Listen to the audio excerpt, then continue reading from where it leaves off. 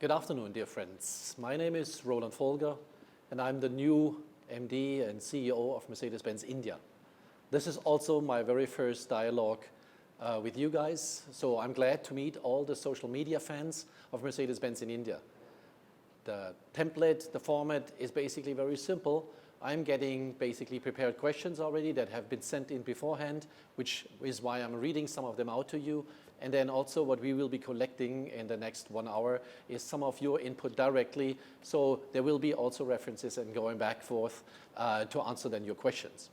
Today, we have launched the new GLE here in Delhi to quite a substantial success. We received tremendous response so far, and we're already trending on Twitter with minutes of the launch. Thank you very, very much for that.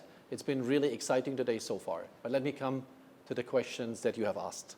Let me start with Namita from Mumbai. She wants to know, how does it feel to be launching the GLE and taking on the role of the new managing director? Actually, it's been an interesting journey for me because back in 1995, we became part of the first team that initiated in Tuscaloosa the ramp up of our production over there for the first M-Class ever. So I was part of that initial team, and it's very exhilarating for me now, after all that time, to come to India and basically be reunited with our baby from those days again. It's really exciting to see this, but also an equally exciting it is for me in my new role to basically be here in India and come to terms and come to grips with what is going on in India, what is the situation of Mercedes-Benz in India, and the success that the team has so far been able to promote in this country. India is full of surprises for me, so I'm enjoying this tremendously. Let me go to the next question. The next question is from Justin. What is the difference between the GLE and the M-Class actually? Well, basically from all the features, aside from all the features that we have brought into the vehicle in addition, there is this new section now of Mercedes-Benz apps that are available. It's also the keyless go function. It's a dynamic select controller with agility inset. There is a ton of new features on the vehicle itself, but basically we are borrowing strongly from the genetic material, the DNA from the G-Wagon. Hence also the change of nomenclature going now to the GLE. And it puts the GLE directly into context with our nomenclature of that starts on the very top with S, comes down to E, C, and then also A-Class. So GLA, GLE, GLS is the logical approach. Deepali Dayal's question is, what according to you are the top 3 USPs of the GLE in this context, in the Indian market? As mentioned before, there is a numerous amount of new features, but one of the outstanding features really is that for the very first time in the SUV market, we are launching our new 9G-tronic automatic suspension. The transmission is actually a new development that was done in-house at Mercedes-Benz, and that is basically helping us to reduce emissions, basically create much more comfort, less noise in the engine, and better performance overall. But besides that, we have now automatic suspension, the dynamic select, direct select gear shifts, as well as thermotronic in our vehicle. And we believe that with this setup, we can become really an interesting contender in that segment that has proven to be so exciting and so positive for us. But let me go quickly back to a question that has come in just now. Akash is asking, where do you see Mercedes-Benz India in the next 5 years? That's an interesting question. Thank you very much, Akash, again for that. I believe personally, after what I've seen now in the first 2 weeks, is that there is a very, very positive potential trend ahead of us. India is just, from my perspective, on the brink of continuing to develop, especially in the luxury segment. And we are basically geared up, whether that is with our plant setup or whether that is with our dealer network. We are basically geared up to follow that potential and that direction in a completely new way and very, very successfully. But let me come back to some of the questions that we have had sent in before. Vikas from Mumbai wants to know, what was the inspiration behind the GLE? Hi, Vikas. Like any other SUV from Mercedes-Benz, the GLA owns its inspiration to the iconic G-Wagon, which we also showed on stage today. Actually, it's quite interesting because The inspiration comes from the fact that we have been producing the most successful sport utility vehicles, especially the luxury segment, in all the classes. And as I said before also, I was personally quite involved in developing the M-Class during those days, and to see now the fruition and see that we in the meantime sold worldwide more than 1.6 million vehicles in that segment alone, giving us a strong sense of leadership and developing that segment to in a new direction, that has been very, very, very comforting for me. Next question is from Forum, and she asked, which country has been the best market for Mercedes? Is it Germany or India? Let me basically give you a short indication. Germany is for us a much, much larger market than India at the moment.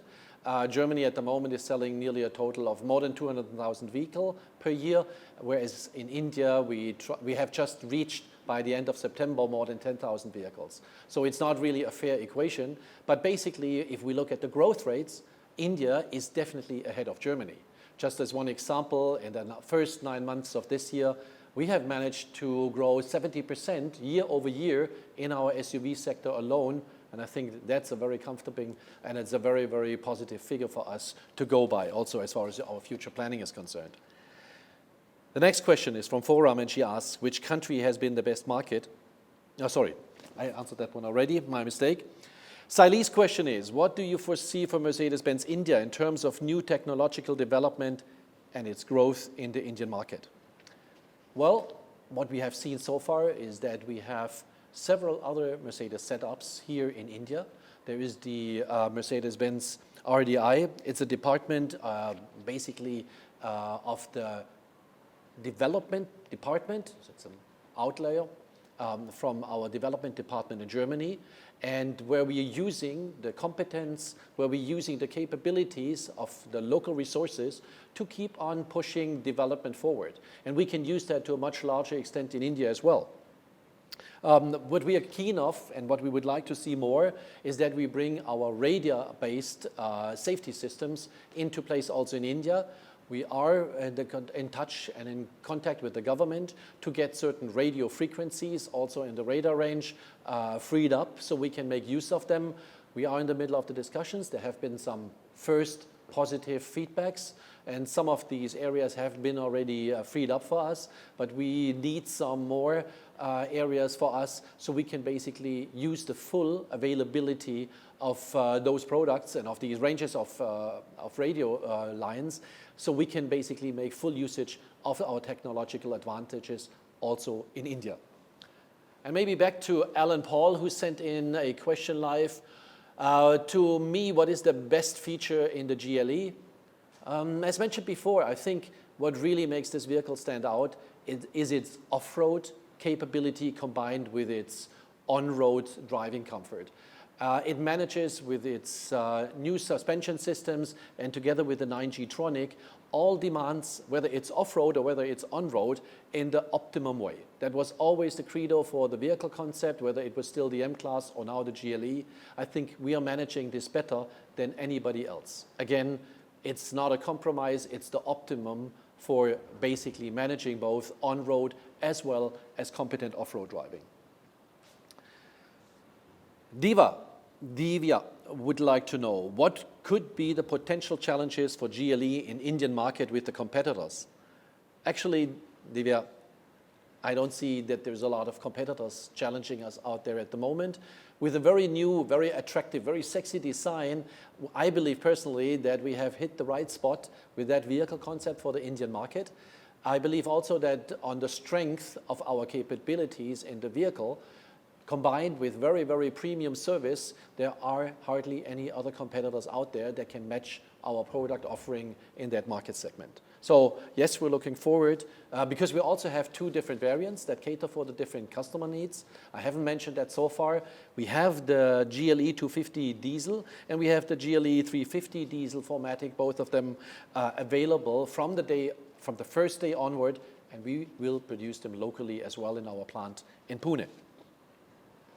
Again, question by Pramesh, live coming in.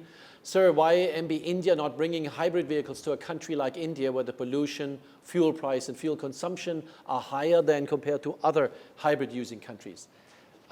Maybe I need to put something to rights here, and that is, why do we basically supply hybrids in the first place? First of all, there needs to be a customer demand. And customer demand for the hybrids comes actually with the acceptance of quite a significant price increase. One example would be that the technology behind hybrids would require us to raise prices of somewhere between 4,000 to 8,000 euros. If you translate that into the Indian context, such a vehicle, even though we might produce it locally, would definitely be several 10, 100,000 or lakhs more expensive, or rupees, sorry, more expensive than a normal vehicle. And with the effects that we have on our pricing here, you would have to drive a lot of kilometers per year to make that even viable. So I'm coming to my point that I'm trying to make. There needs to be an incentive by the government to bring this new technology into India. And this is something that we need to discuss with the government, and hopefully with good results. But until that has happened, it doesn't make any financial sense to bring in hybrids into countries like India and many others around the world. The next question is from Vinay, and he asks, does the car offer something different than the other SUVs Mercedes-Benz has ever produced?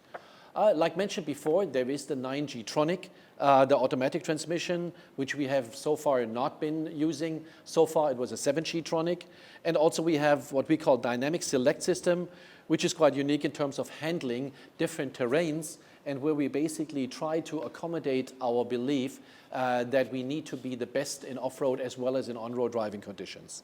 And both of them don't necessarily always go hand in hand, but we've managed that better than anybody else. Now, Maria wants to know if there will be a GLE with an AMG variant or hybrid. Good afternoon, Maria. Thank you very much for that question. We don't really want to comment at such an early stage, and we are just about to introduce the GLE to the Indian market now. We don't want to comment on what other variants will be coming. If there is a demand, we are always open to suggestion. And we will try and look into this opportunities. But for the time being, I would say, and I mentioned also especially the hybrid aspect of this, it's not a really valid idea. But should things change, should regulations, should laws change, then we are definitely prepared to offer that because we have these concepts available. And back to a live question, Sumit. Mr. Folger, this is Sumit from Indore, coming from Malaysia and being a German. What is your impression of India? Did you see the country or any city? Well, at the moment, it's only business trips, I have to admit. So I've naturally seen Pune, lots of it. I've been to Mumbai several times now and to Delhi. This, at the moment, in the first 2 weeks, have been the majority of places that I have been able to look at.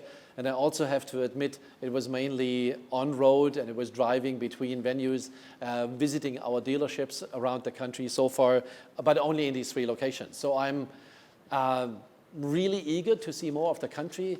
What I've seen so far on pictures, what people have recommended me to see is really beautiful. The possibilities are endless.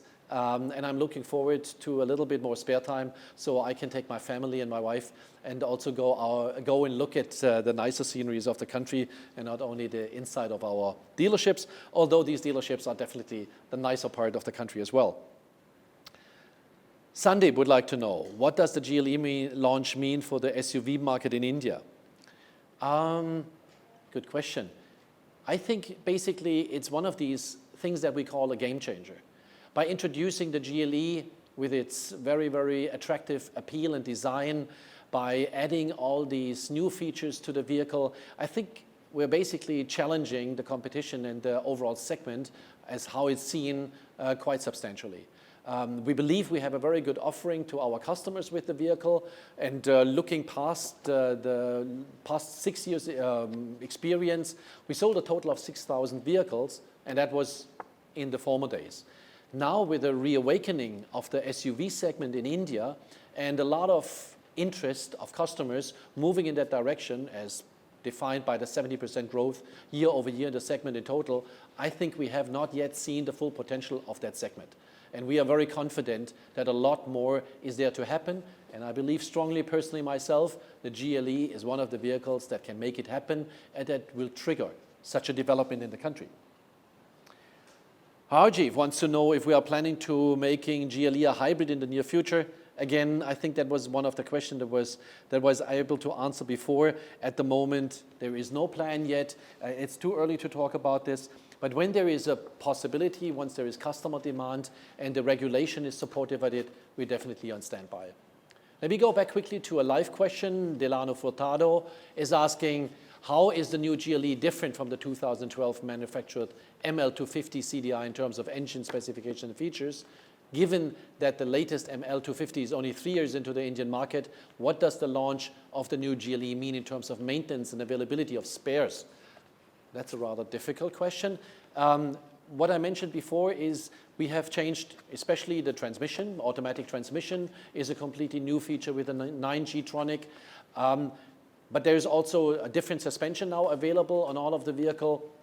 Basically, what we have done is interior, especially change our electronics, the customer-related electronics, the customer interface, as we call it internally.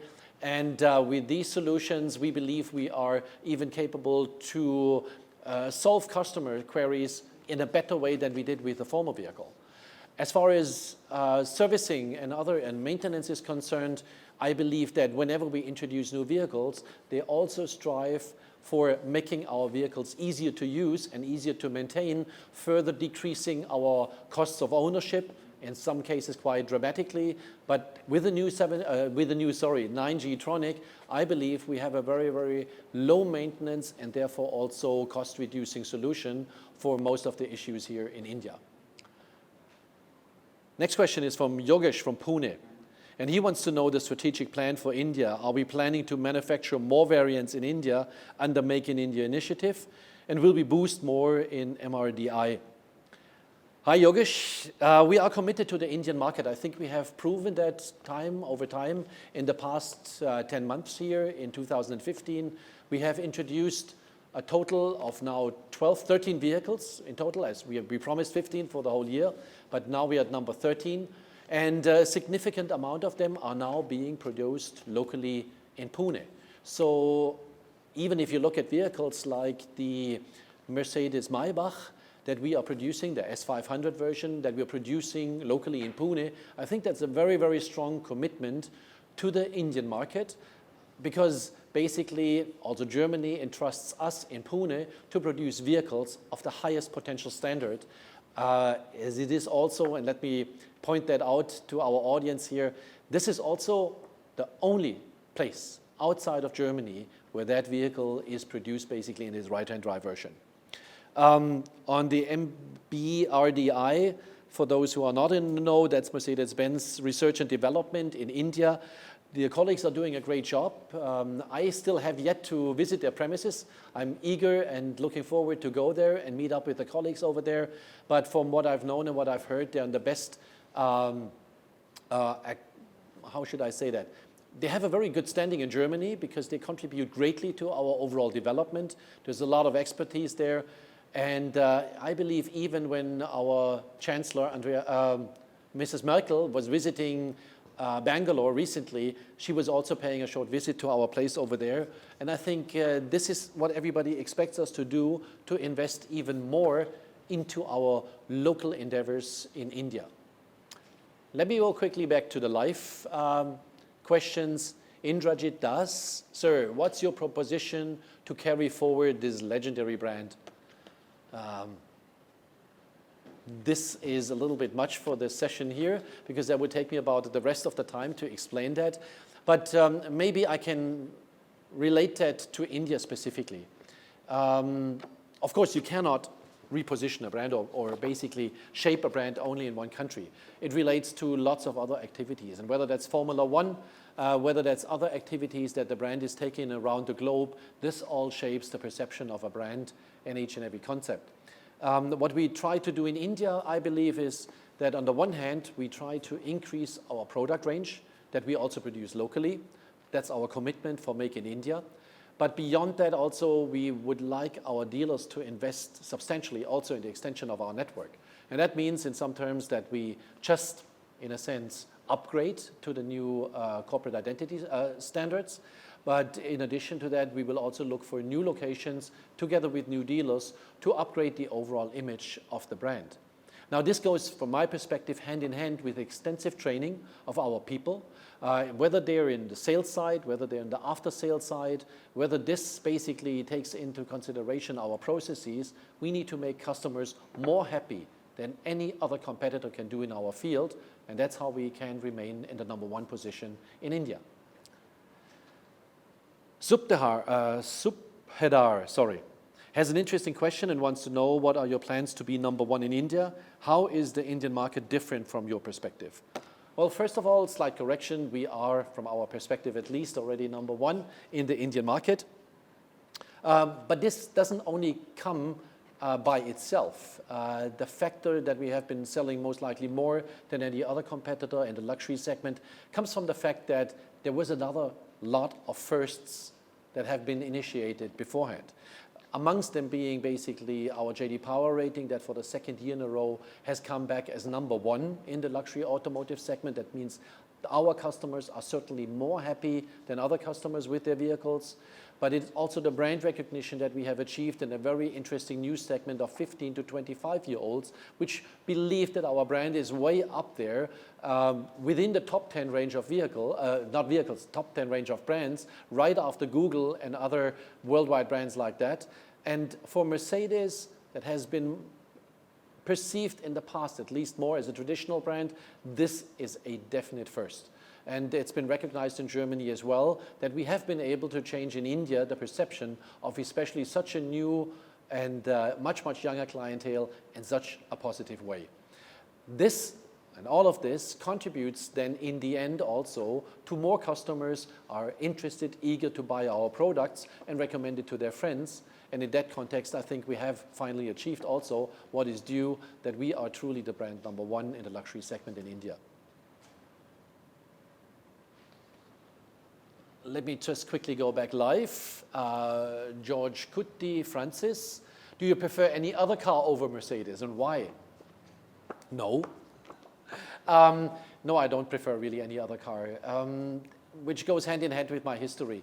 My history with the brand started back in 1979.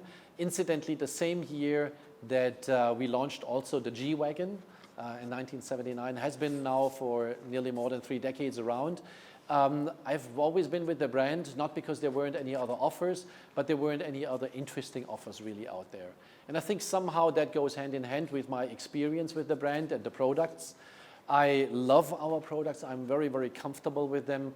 It's the combination, and in the meantime, of high-end luxury, utter comfort, combined with the highest degree of safety and sportiness in the meantime, that basically doesn't leave any questions for me open as far as any kind of car is concerned. And even if I go into vintage cars, frankly speaking, I am rather more partial to an old 380 SL convertible from the US than any other cars out there. So hopefully that answers the question.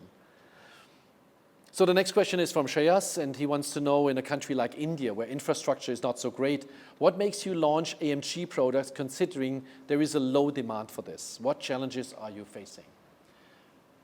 AMG is a brand, or in our case, a sub-brand, that we have now been developing for several years. Because we believe that there is a strong demand for Mercedes-Benz sporty vehicles. It doesn't come always as natural, and it also depended very much on the solutions that we were offering. And in the beginning, I remembered we were only offering AMG versions of the E-Class and of the C-Class. In the meantime, we have changed our attitude completely. We basically enlarged the offering of even small 4-cylinder AMG engines into the so-called new compact car segment. So we are offering 4 A45s, CLA 45s, GLA 45s in a very, very entry version, and in a segment that we have never been able to get into before. All of that, on a worldwide level at least, has been contributing greatly to the overall repositioning of our brand. Not only are we now attractive to a much younger clientele, but with vehicles of such a stature, we can compete with the GTIs of this world and RS versions from Audi, something that we haven't been able in the past, but that we can do now very, very credibly. And this credible solution to such an issue is something that we are on the brink also in India to start to develop. Yes, I agree with you, the road conditions are not the best, but I've been recently to the launch of the new C63 AMG in one of our dealerships in Pune, and you have to go and see the enthusiasm of our customers and the people around them and their families when they get into those vehicles and how much they enjoy it. And that's why I'm also of the firm conviction that we're just on the brink of developing that segment also for us to a much, much larger degree, and therefore hopefully able to change the overall perception of Mercedes as a brand. Asha Chetri on live is wondering when I will be able to gift my dad a Merc. I simply find your brand amazing, thank you, but I somehow feel your TG is 35, of course, SECA. Just wanted to know if you would ever, ever in a country like India, where half the population can just dream of owning a Merc, come up with an affordable car for people like us. And by affordable, I mean less than two-digit figure. Yes, that's the crucial question. My personal opinion is that we are at the moment positioned extremely well in India with the introduction of our new versions, especially the new compact car vehicles. I would at the moment not go any lower as far as costs are concerned, or pricing and costing is directly related is concerned, because frankly speaking, personally, I would say that we would only be able to do that by sacrificing either comfort, safety, or any other of the key issues of our brand. And I would not recommend anybody to mess around with our brand like that. So unfortunately, we don't have anything coming in your direct range. But what I would like you to offer is we have a very, very good financing program, and I'm sure we can help you out with that.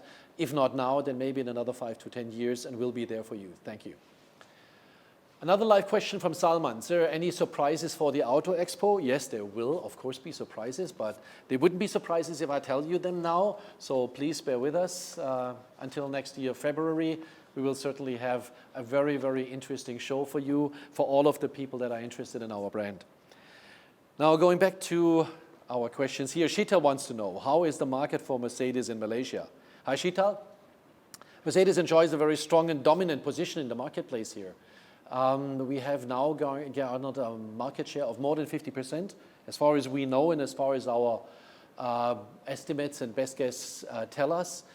We are very comfortable there, but we also are fully realizing that this is a high responsibility, because a lot of customers are putting their trust into us. A lot of customers are trusting us with their investment, and we need to be able, together with our dealers and with all of our colleagues on the production side, but also within Mercedes-Benz India, to make sure that this trust is really, truly valued. So we're working on that. We'll make that better, and we'll make it happen more in the future as well. Arka wants to know, when will we get a showroom in Tripura? Dear Arka, I have to admit, I don't even know where Tripura is really, but I guess it's here it says Northeast is an emerging market, so I bet it's somewhere up in the Northeast. If we set up dealerships, there needs to be a strong business case foundation, because our dealers invest a lot of money into new showrooms. And of course, there needs to be the necessary volume of products there, because we don't only just build buildings or showrooms. What we also usually do is we have to hire people, we have to train people, we have to set up our after-sales facilities, and all of that costs a lot of money. So in case of Tripura, we need to see what would be the market size and how much would we be able to basically set up there, and whether we find somebody who wants to invest. But it's something that we took note of. Thank you very much also for all the questions that came in live. There is one thing that I wanted to briefly bring up, because there have a lot of questions been asked about what about the quality of my vehicle. You know, I'm maybe not so happy with my dealership, and I just wanted to use this opportunity to also make you a little bit more familiar on how we process these issues. So when any of these comments come in, usually we have a Customer Connect Center within our organization. This is a very, very highly trained team of people that everything that comes, for instance, to my office or that comes into our company is picked up, and then we usually try to resolve this issue with the dealers at the personal level. We try to find out what is the background, and then together with the dealer, we try to find the best solution for the customer available to us. It doesn't always mean that we can please everybody, because the different demands, the different expectations are sometimes hugely different, but we will make an honest effort to try to come up with a solution that ultimately benefits everybody. So again, and I think the connection is, I'm looking at my team here, sorry guys, is customerconnect@daimler.com. Okay, so it's Customer Connect written through @daimler.com. So if you have any questions, send them in directly. And for all of those who have sent in their queries already and their remarks, basically our team will, based on your input and with your addresses, get back in touch with you and try together resolve the issue with you. Thank you very much for that. And I go to one of our questions. I have a question here from Mr. Joju, and he asks, if a CBU car is with 135% duty, when we produce it in India, why is, with the lower labor cost involved, why does the car prices are not coming down according to that proportion? Well, first of all, if I'm correctly informed, then our normal duty is 170% on our cars. Plus, in addition to that, it's not just a linear, easy calculation of how much that should come down. It depends very, very much on the overall pricing, on the transfer prices that we basically incur, and it varies also significantly between the size or the vehicle. So basically that can be, if you take for instance a CLA, the benefit of a localization is somewhere between 1.5 lakhs, whereas with a Maybach, it could, the Maybach S500 for instance, it could be in a few millions of rupees. So there is quite a significant difference, and it's not just a simple calculation downwards. One thing is important to me, all the benefits that we are creating in localization are without any exceptions always passed on to customers, because we would like to sell more of our vehicles, so any benefits that we generate are usually going directly into our pricing and are hopefully making our vehicles even more attractive to our consumers in India. Talking about the Maybach, we have also a live question from Raja Chaudhuri. Before GLE, you launched a Maybach. You called it Mercedes Maybach S-Class. Will we have a Maybach version of other cars as well? I would like to buy one. Thank you very much for the trust in the brand. At the moment, there are no specific plans to continue with a Maybach version also in other cars. Again, we are selecting and we are basically collecting all customer input in India via also our dealer network and via direct feedback like yours, Raja. But we are making sure that if there is enough of a demand, we certainly look and feed that back to Germany to see whether we could also introduce Maybachs in other vehicle brands as well. The next question is from Aditya, and she asks, what is the percentage of localization done in the new GLE in order to make the car more price competitive? Normally, we don't go into the details of that because it also changes. It changes from vehicle to vehicle, and there are quite strong differences there. But the topmost vehicle that we achieve our localization with is up to 60%. The averages are somewhere under 50%, but it is definitely our concern and it is definitely our direction to continue to reduce the amount of, or to increase the amount of locally produced parts in our vehicles to the maximum extent that is feasible. The GLE will also be one of the vehicles where we are maximizing our local content part. Going back to a live question, Amit, did you already have a good Indian food? Which one did you really like?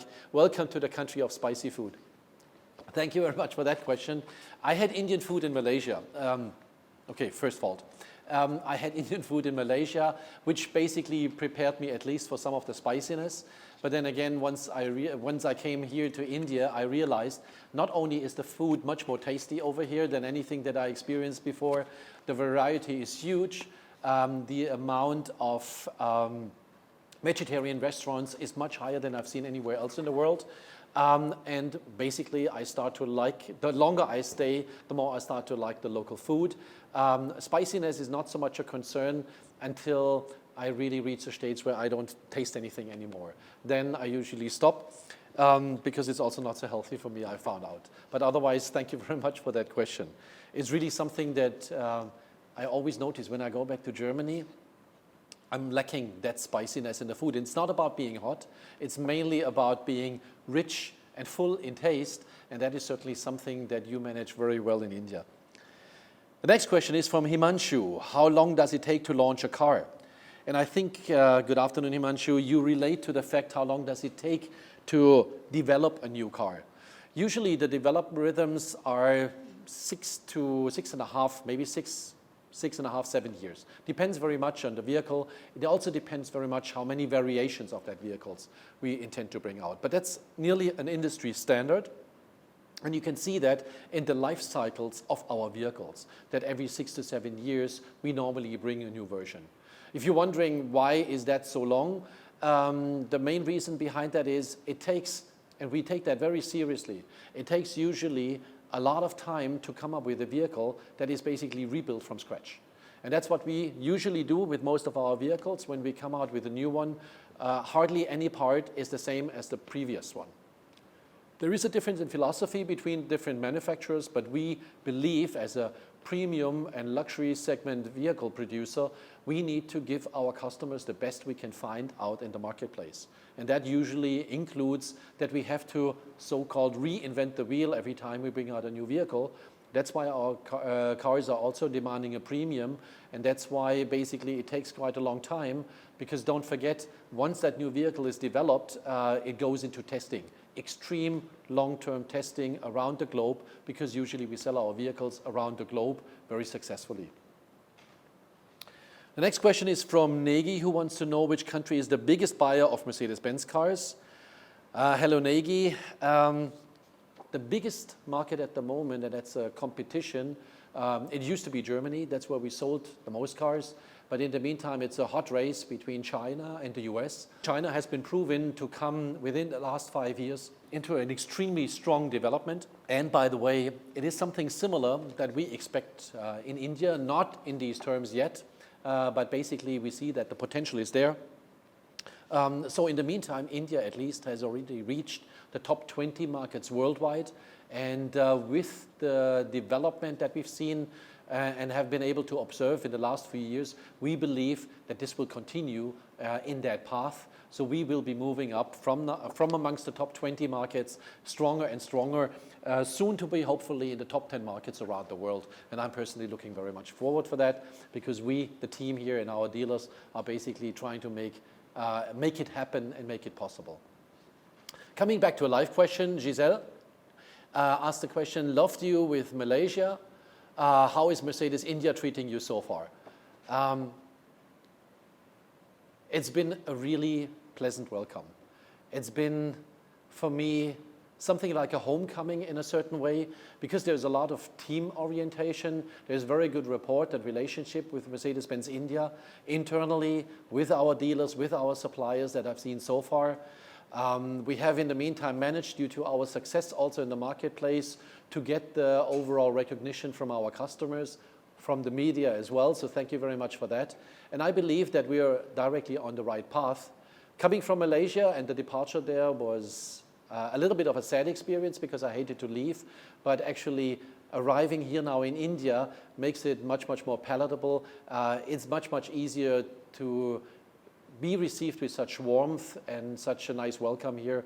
I'm feeling truly at home already after the first 2 weeks, and I sincerely hope this will continue along that same way. The next question is, how stiff is competition in India? Asked Vikas from Mumbai. Hi, Vikas. Competition is always good, and it is something that I personally also cherish. It's very simple because of the reason that competition keeps you on your toes. Competition forces you to become better. And there's nothing worse, I think, in our industry, which is strongly focused towards customers, than if you lean back and become complacent. I believe strongly that this is not the way to go. And sometimes you need outside support and help, in that case, our competition, to keep us on our toes and to induce us to become better and better at what we do. And we take up that challenge. And I think very successfully have we been proving to the markets and to our customers that we dare to compete, and that we have the best product offerings and the best services in the field at the moment. Coming back to a live question from Ritwik, what is my favorite Mercedes car? My personal favorite car is the one I drive at the moment. It's the S500. It's a vehicle that in a very unmatched way, I haven't seen any other vehicle out there that matches comfort, extreme comfort, quiet, a very fantastic seating position, especially if if you're able to sit in the rear seat, combined with a driving culture, with a propulsion system that basically shuts off all the things that normally make your life difficult, the noise, the smells, and everything else, and basically gives you a feeling of being at home while driving long distances in your car, and to always arrive in a relaxed way, feeling completely at ease with yourself and your surroundings, is something that is, and has been in the past, always unimaginably for me, and I really cherish that experience.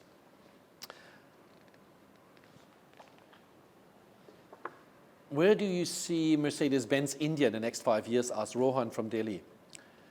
Well, first of all, I believe that based on our track record, based on the investments that we have made recently, we are looking like keeping our pace at the moment. It's also our internal commitment. There is definitely a strong growth that we anticipate in the Indian market for our product lineup. We are basically gearing by adding additional products, but adding also wherever necessary to our dealer lineup in order to stay competitive. And we will be investing into the training of our people. We will be investing into setting up our processes more appropriately so we can really keep with the claim, the best or nothing. And we will basically be able to offer that to our customers in India and therefore stay ahead of the game. The next question is from Ramesh, and he wants to know, will Mercedes-Benz launch any sports car in India anytime soon? We have something in the making, and I've been refusing to talk about what are the new and the soon-to-be launched cars. We still, as you know, for 2015, we announced that we will be launching 15 new cars. Yes, we will be launching an extreme sports car that is also very dear to my heart. I have not been able to drive it on public roads so far, but what I've been able to see and experience on a racetrack so far with the car was simply outstanding. I can't tell you which car that is because I also didn't tell anybody from the media so far, but it's going to be a truly exciting car. So stay tuned, stay in place, wait with us. Very, very soon you will be really, truly blown away. I can promise you that. Coming back to our live questions from Raksha.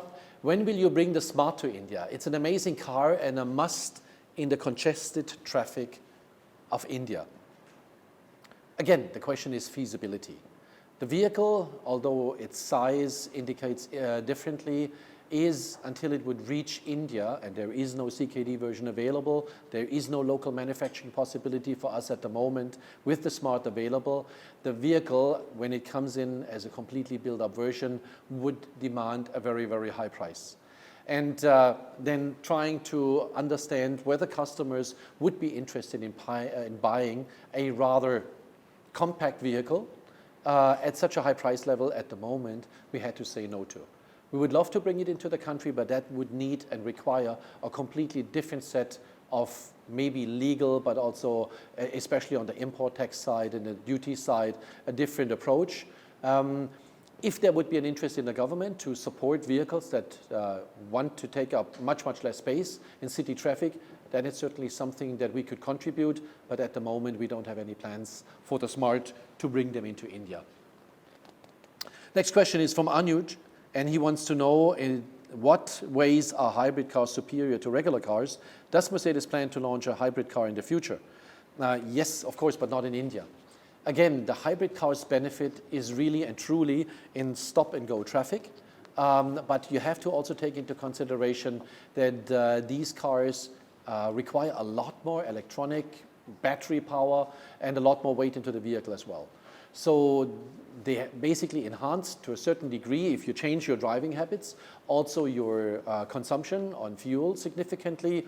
But the question is always, does the reduction of fuel, is that equivalent to the higher price that you have to pay for all that technology? And we've seen in other countries, one of my experiences is from Malaysia, that it's possible if the government is supportive of that direction. And in that case, the government was basically taking away all the import duties on the vehicles in order to get this kind of technology into the country. And that made it very, very feasible. And it basically enlarged our possibilities significantly. If the government does not support such a move, it is very, very difficult and so far has not proven to be really financially viable. And therefore, there has been very, very little customer demand for hybrid vehicles. We are ready. We have most of our vehicles available with hybrid versions because we believe truly that this is part of the next technological step in reducing CO2 emissions and other emissions in total, but that remains to be seen how we can make that financially viable. For the time being, we have to say no to that. And then let's go back to a live question from Nitin Paramashwar. Which place in Germany do you hail from? Can you tell us more about yourself? Oh, that's an easy one. Because I was born actually in Stuttgart unter Türkheim, which is also the birthplace more or less of Mercedes-Benz. I grew up in that city. That means I grew up pretty much brainwashed about the company and its products because they're used as taxi over there. They're everywhere to be seen. Trucks are Mercedes-Benz trucks. And of course, the car population, because of tens of thousands of employees, is much, much higher than in any other city that I've ever seen in. So basically, from the get-go, you basically know where you're going to a certain degree at least. And it was always for me a no-brainer that at least I would put in my demand with the organization over there to see whether I could work there. And I was very happy that I got the chance to work with the company. And I believe the last 36 years have proven that it was the right choice, at least for me personally. And I'm happy to still be working for this company. And having the chances like this, what I'm experiencing at the moment, coming to a market like India and basically experience such a fantastic development and exchanging these issues with you here online. Ratna from Salem drove the GLA 2000 CDI style and felt quite Spartan on the features. She sorely missed the automatic climate control and would like us to revisit on essential features. Thank you very much. That's good input for us. The question is always when we bring these vehicles, do they match customer expectations? And we look naturally also at majorities. So the question is, would most and all of our customers miss the same feature? Thank you very much for the input. We'll follow up on that and we'll see whether other customers feel the same way you do. And then certainly with our focus on customer needs, we'll be the last company not to give you the same feature that you have requested. Back to a live question from Manisha. Roland, sir, what do you do in your free time when not working? I can't talk about India at the moment because I didn't have any free time. I like to play golf, and that is actually in Pune quite easy. We have some nice golf courses there. Like I said, at the moment, I'm still traveling quite a lot, extensively actually at the moment. Sometimes I can take my wife along, and for her to also see other sites than Pune is really an added interesting feature. What I loved to do when I was back home in Germany was sailing. I heard in Mumbai there's a very nice Mumbai sailing club, so I'm interested in maybe getting a little bit of experience there. Otherwise, I really like to travel a lot. And in that case, I don't mean necessarily traveling to the dealerships around the country, but what I've seen so far and what I've heard from the colleagues as well, India is a fantastic country to see the sights, to really experience the various cultures and the various states around the country. My personal interest is going and moving closer to the Himalayas for an adventure trip. I like hiking as well, so that's certainly something that is on my short list of things to do in India, but I'm always grateful for any kind of input actually. Himanshu wants to know, how does the ground clearance affect a car's mileage? It's very simple. If you look at sports cars, Formula One cars especially, their ground clearance is practically zero. Not really serious, otherwise they would scratch the surface. But they are trying to be brought down very, very low in order to avoid that all the air currents under the car are basically spoiling your CW coefficient, which means the drag coefficients on the vehicle. That's why, for instance, on the GLE that we just introduced today, we are basically lowering the whole vehicle by 1.5 centimeters or 15 millimeters on higher speeds. That basically reduces your overall drag coefficients and helps you quite significantly to reduce fuel consumption. And we do that on most of the cars, where you can adjust for comfort levels, for instance, the height of the vehicle, that whenever the car goes over a certain top speed, when it is really noticeable or when we can really measure it, we usually tend to bring down the cars a little bit lower. But that only makes sense on high speeds. It doesn't make a difference on anything between 80 and 100 kilometers. Going live again to a question from Akshay Kumar Lal.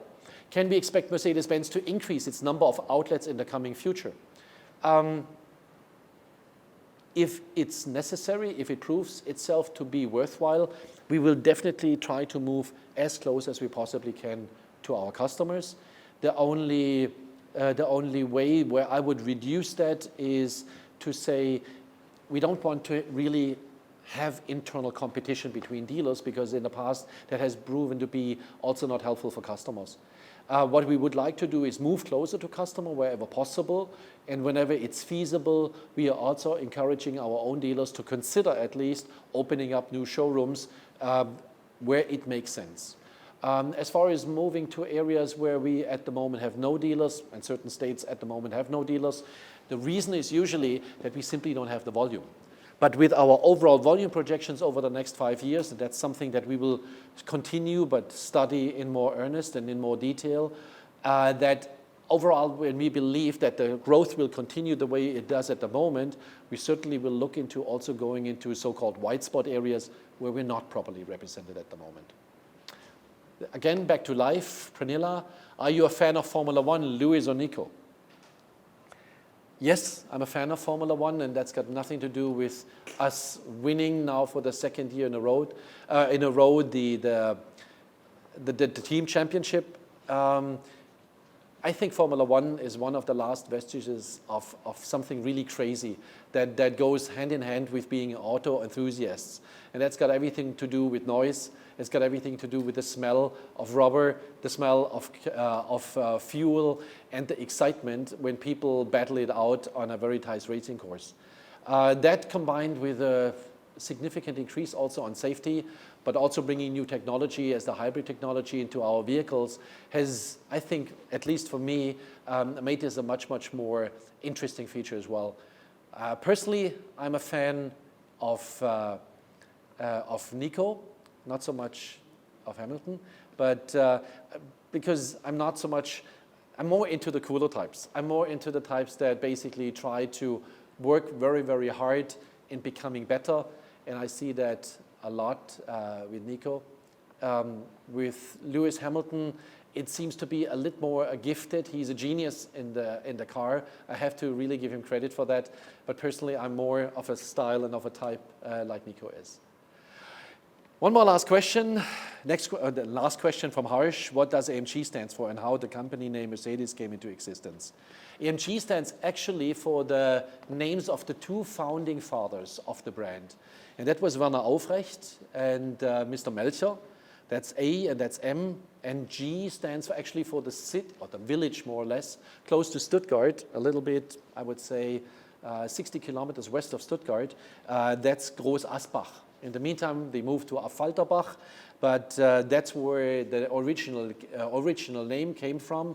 That was, again, Aufrecht, Hans-Werner Aufrecht, Mr. Melcher, and then also Groß Asbach. That's the AMG. And how the company name of Mercedes came into existence is an even nicer story, because in the past, when our vehicles were built according to customer-specific requirements, there was somebody, a consul down at the Côte d'Azur, and he was living in Cannes with his family, and he was the first one to import Mercedes cars. At that time, they were not called Mercedes, they were called Daimler or Benz, and he imported them into France to basically take part with them in racing.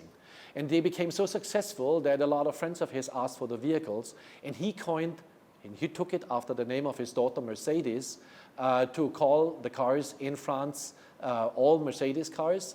And basically then that took off because of the success. And in the end, we called all of our cars Mercedes-Benz, and we basically transferred it over to the brand. And with that, I would like to conclude our time for today. It's been, for me, exciting. It was very interesting. Thank you very, very much for the questions. Thanks for the lively interest in our exchange today. I'm looking forward to the next possibility to do that with you. Good evening to everybody, and thanks again for your attention and for your time with us. Thanks again.